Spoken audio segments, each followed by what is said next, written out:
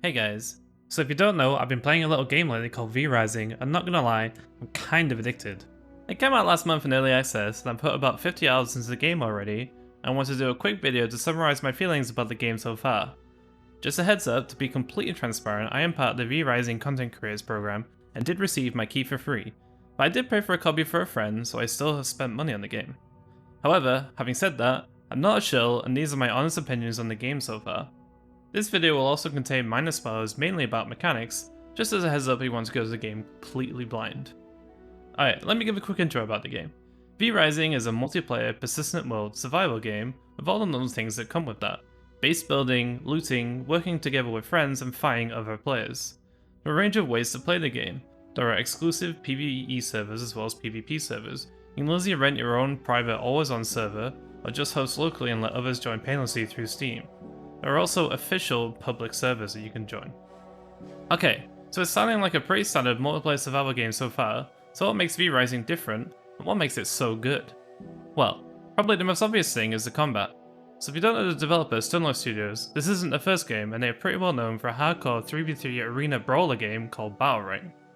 Battlerite kind of plays like a MOBA. You have a cast of characters, each with their own unique skill sets and roles, like tanks, support, and DPS. What really sets Battlerite apart is how every single skill in the game, including basic attacks, has to be aimed with a mouse.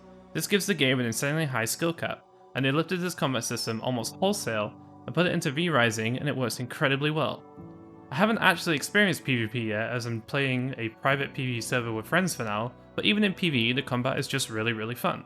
The enemies you face will have their own abilities, and they're pretty smart with how they use them, and you can easily become victim to them if you do not play smart yourself. This is very true for the boss enemies in the game, but you're also the main source of progression. When you first start out, you'll be able to craft a very basic base, and have a very limited set of skills at your disposal. Tracking down the boss enemies and slaying them will give you access to more skills, and more crafting options, and these boss fights are the pinnacle of PvE. Each boss has their own unique skills and mechanics, making each fight unique in its own way. The fights are generally pretty challenging, but also feel really fair, even if some bosses may take a few attempts to beat. Each boss will really push you to play well and legitimately outplay them to win, and they are super satisfying to beat. A lot of bosses I fought have really come down to the wire, and it feels awesome, kind of in a Dark Soulsy way, to finally take them down. Another interesting part of combat is that your max health actually decreases if you sustain too much damage. Your max health can never be more than 25% higher than your current health, so that means if you're at 50% current health, your max health will be 75%, and if you're only at 1% current health, your max health will be capped at 26% health. This is another mechanic lifted from Battlerite, and while it has obvious ramifications on PvP, I won't discuss that in this video as I haven't personally tried V-Rising PvP yet.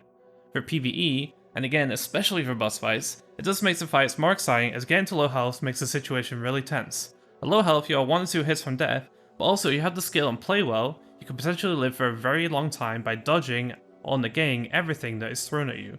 It's incredibly satisfying to survive a fight on low health, another way the game pushes skill. And if you're wondering, don't worry, you can restore your max health after any fight by using consumable potions, or by using up your blood, which is what I'm going to talk about next. So yeah, let's talk about blood, which is one of the main vampire-themed mechanics in the game. To sustain your life force in the world, you need to feed off living creatures and take their blood. To feed, you need to get the creature to low health without killing it. What's really cool about this system is depending on which creature you feed on, you will get a different blood type. Each blood type has 4 passive abilities associated with it that benefit you, roughly fitting some different archetypes like tank, DPS, mage, etc. That's not all though. As well as each creature having a blood type, it also has a randomized blood quality. Low blood quality will give you access to only a weak version of the first passive, whereas higher blood quality will give you access to more passives for that type. I really like this system. Finding a creature with desirable blood to potentially feed off is genuinely exciting, and gives another thing to think and worry about in combat. Now you'll need to defeat all or most of the other enemies while keeping your chosen snack alive, as feeding takes a few seconds and leaves you a sitting duck. This mechanic is also integrated really well with co-op play. You will definitely get trolled by your vampire friends as they may accidentally either kill or feed on the creature you are after yourself.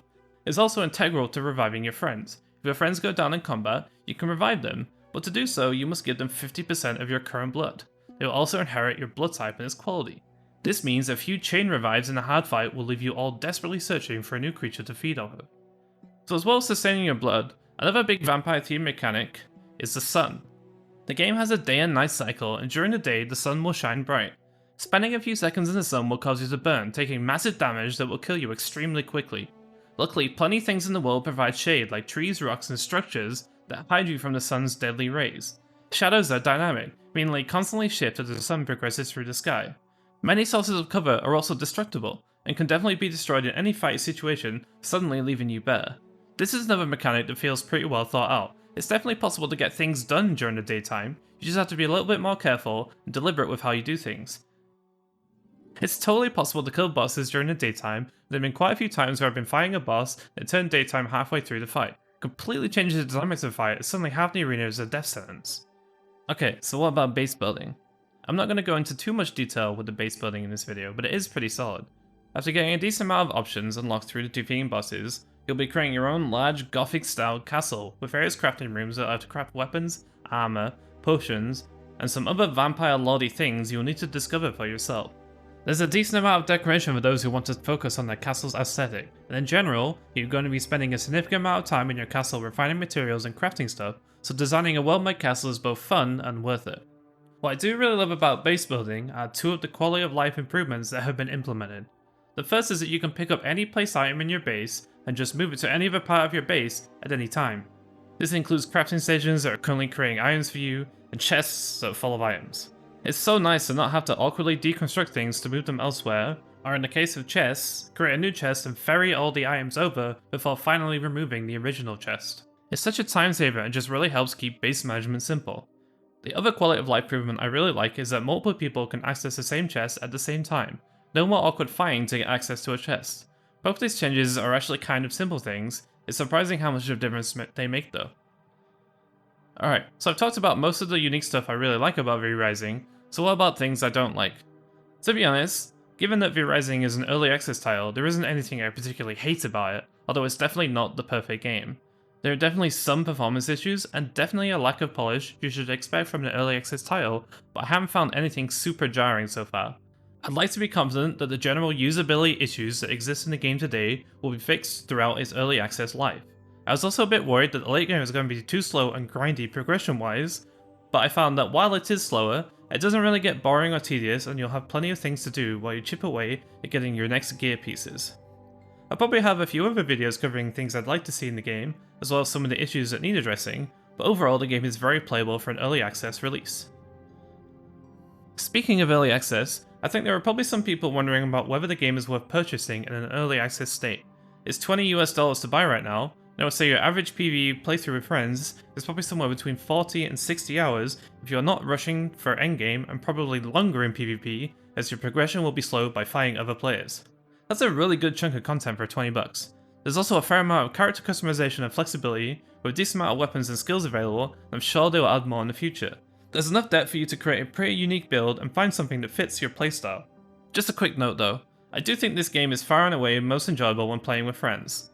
I tried playing solo and in comparison it felt a lot slower, at least for me anyway. Also another thing to note, if you join public servers, your experience is going to be massively shaped by who else is on the server, which is an unavoidable part of this type of game. There are going to be potentially really fun servers, but there also may be servers where people are only there to ruin your fun. I can easily recommend a game if you have a group ready to play with, but if not, your mileage may vary massively, and it's definitely worth thinking about if you are thinking of picking up the game. Okay, the last thing I want to quickly talk about is that alongside the release of this video, I'm going to be doing a giveaway. I'll be giving away one copy of V-Rising itself, and one copy of the Dracula's Relics DLC, which is a cosmetic DLC as in cosmetic weapons and castle decorations. To have a chance of winning, all you need to do is join my Discord, link in the description below, and go to the announcements channel. There will be a post there that you can react to, and that will enter you into the giveaway. Alright, so that's it. Those are my current thoughts on V-Rising Early Access. The game really is a ton of fun playing with friends, and I love the focus on skill-based gameplay, and I'm really looking forward to see what updates the devs make for the game. I'm looking to get a group together for a PvP server in the future. If that happens, I might make another video similar to this one where I talk about my thoughts on PvP, since I'm definitely missing out on that part of the game right now. That's it for this video though, hope you guys enjoyed, and see you guys next time.